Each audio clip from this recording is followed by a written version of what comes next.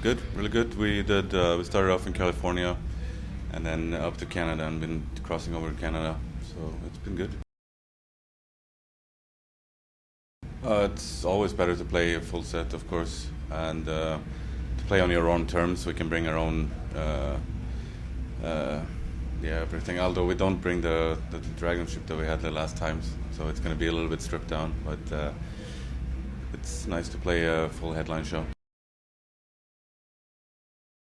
Oh, it's great. We've known them from before, so we're having good times with them. And also Skeleton, which we toured with now. I think this is the third time or something like that. So it's very friendly atmosphere.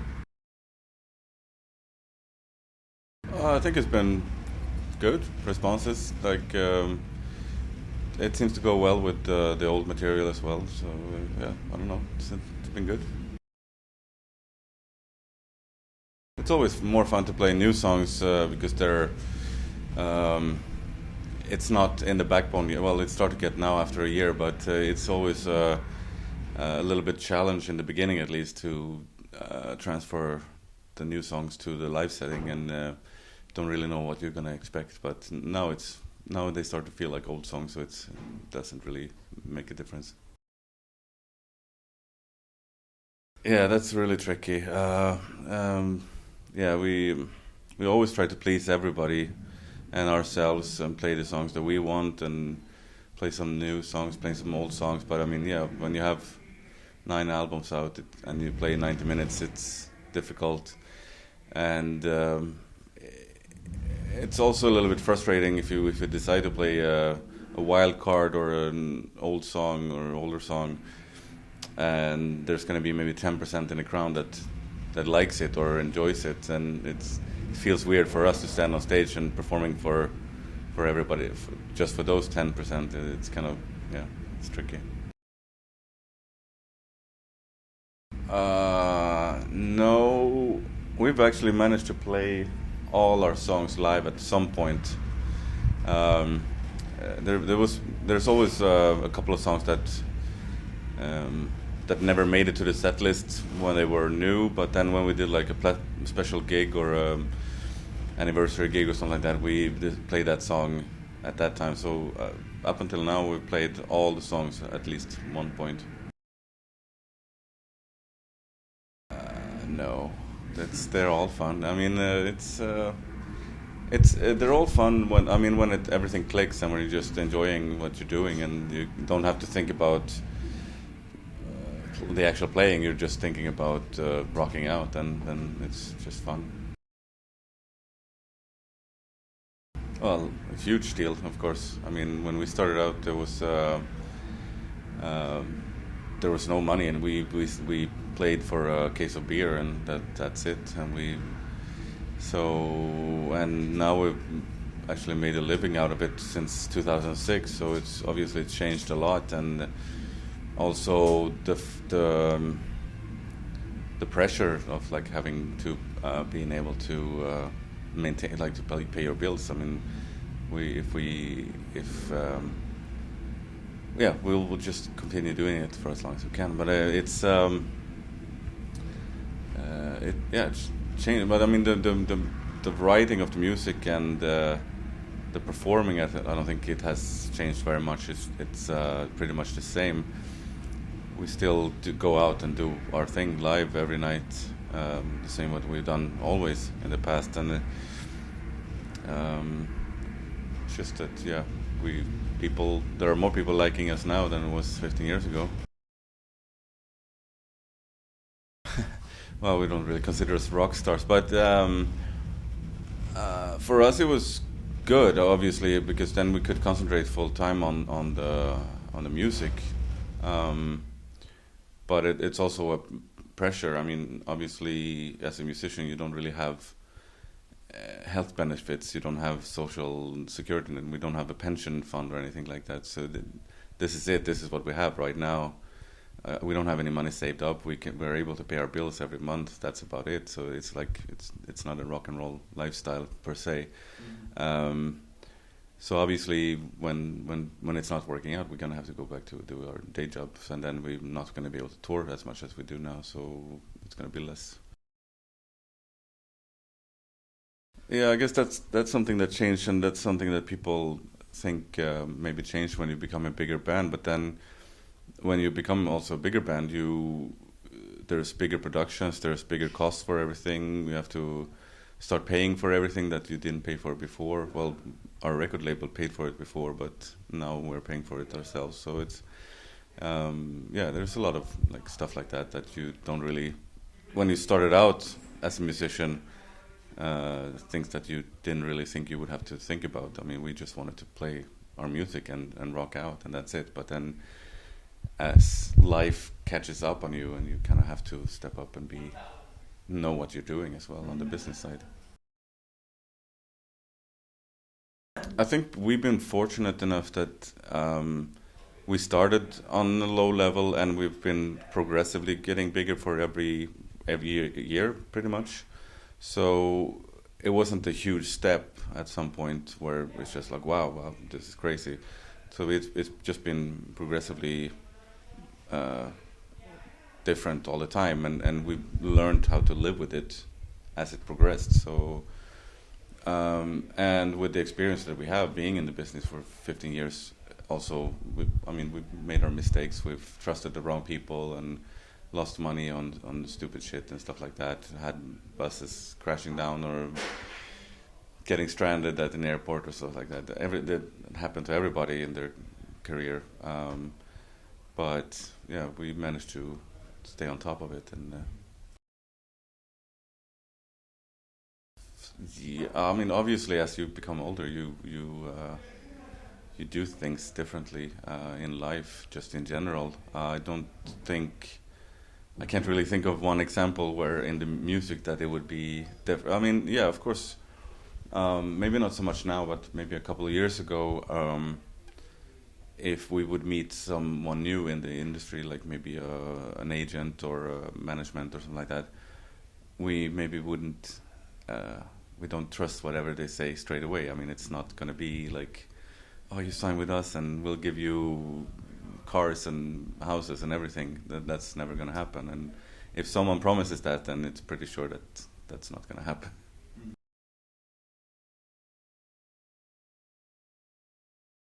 I'm not sure I agree with you. I think we were actually aiming to make the production in the production a little bit heavier and more aggressive than previous album.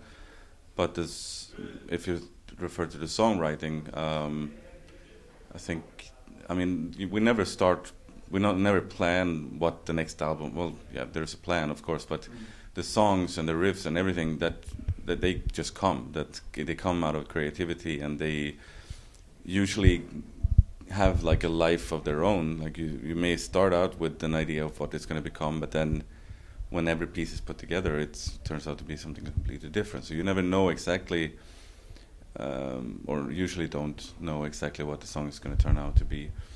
But production-wise, I think the idea was to make it heavier than the previous, and I think, I mean, at least the sound of the instruments, I think, is a little bit more aggressive. Sure. It's been very slow because everybody has other jobs and doing other things, and we also we're not signed to a label anymore, so there's not really a carrot. But we did record. We started record 10 new songs, and we'll see what happens with that. Hopefully, something next year. Well, I mean, that's something you have to do when when you have zero budget. It just has to be fast. But obviously, as this ending is such a small band compared to Amon Amarth, there is a lot less pressure on like the performance. I mean, we did even let like mistakes slip through because we didn't.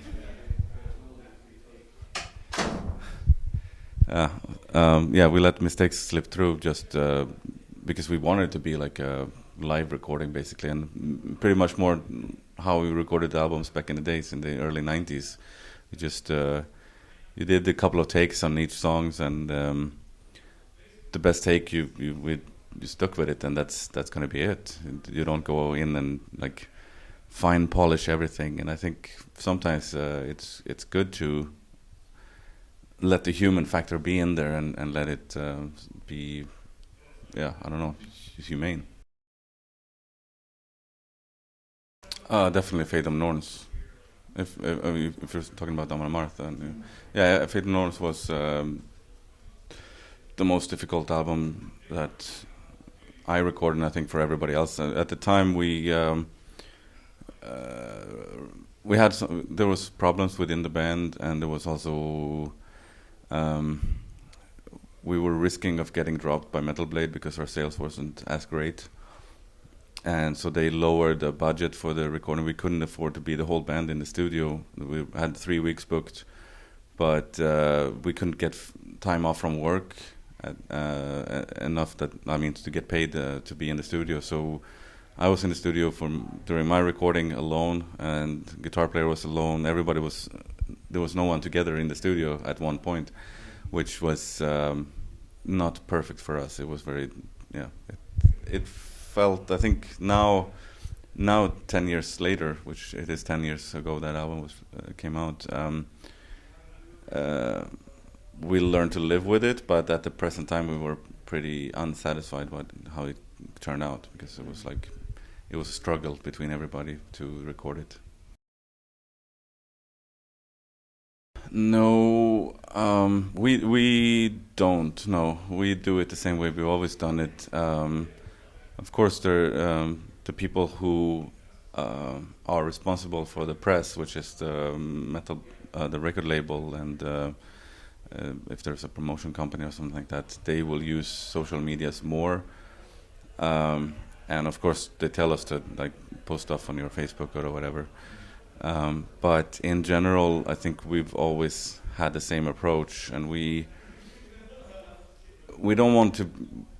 We never felt comfortable being that band who let people into the studio and showing what we're doing in the studio and every day. We kind of want to be alone doing our album, and then release it, and people can listen to it when it's done and judge it from there. So I think we tried it half-assed to do some studio reportage or something like that, but it's not for us, and I don't think that's something we're gonna do. If that will happen, that it's probably gonna be that someone comes to the studio and do interviews or something like that.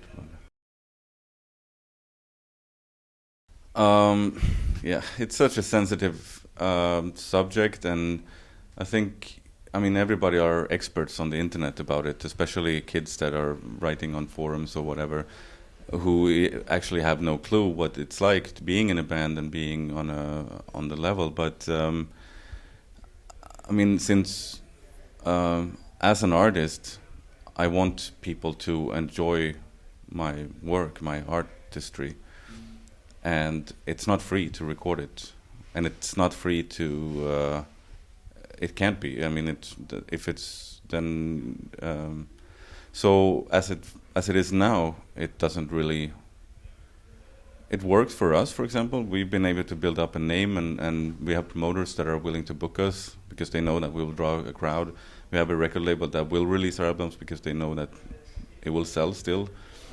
But it's going to be interesting to see what happens in maybe 5-10 years. If there's going to be some new thing coming out, or because as I see it now, it's pretty much impossible for an underground metal band to make it. That's not going to happen.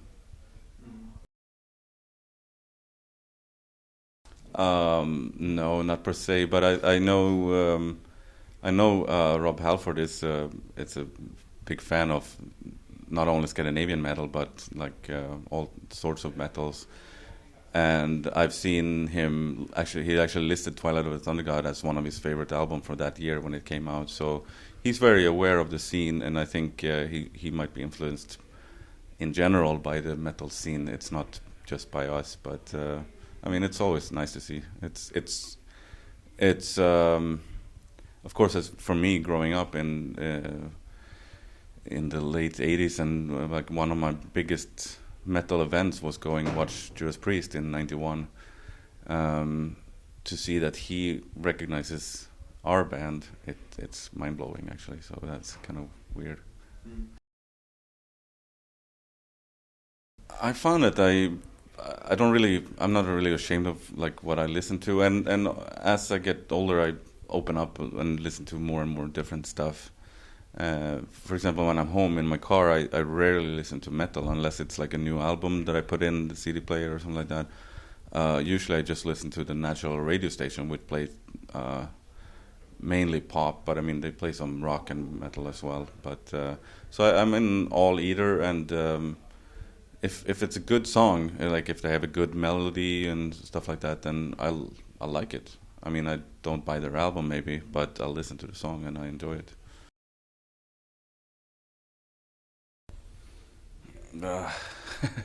Yeah, very hypothetical. Yeah, I don't know.